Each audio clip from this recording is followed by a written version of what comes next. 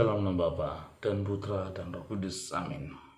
Umat Allah yang terkasih, hari ini pada hari Jumat, gereja menawarkan kepada kita bacaan yang bisa kita renungkan untuk menjadi makanan rohani bagi kita.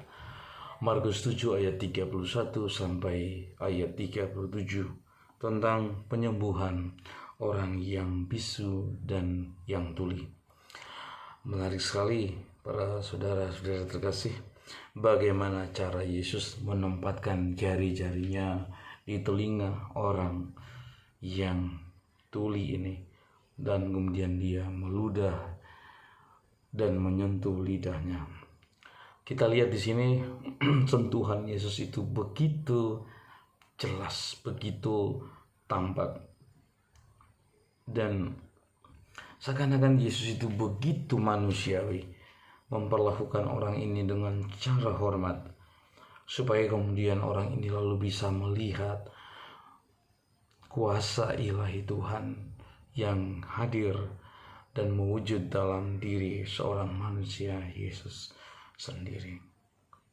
Nah, tentu saja yang masuk di sini bukan hanya jari manusia, yang masuk ke sini bukan hanya jari seperti jari biasa, tapi adalah jari keilahian, jari ketuhanan, yang darinya akhirnya apa yang menghalangi orang untuk mendengarkan, apa yang menghalangi orang untuk bersaksi, saat itu juga dicabut. Nah, para saudara-saudara terkasih, Roh Kudus itu sering disebut dengan jari Tuhan. Jadi ketika Yesus memasukkan jari-jarinya ke dalam telinga orang yang bisu dan yang tuli itu, dia sedang membuka jiwa manusia kepada iman melalui karunia Roh Kudus.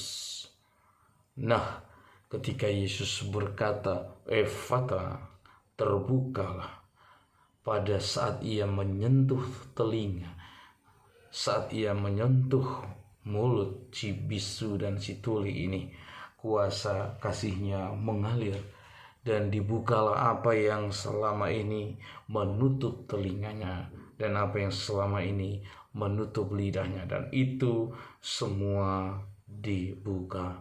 Pada saat itu dibuka, orang ini bisa merasakan nikmatnya hidup. Bagaimana ia bisa mendengar aneka suara, dan bagaimana ia dapat berbicara, berteriak, tertawa, memuji Tuhan. Seakan-akan dia sedang mengalami surga di dunia ini.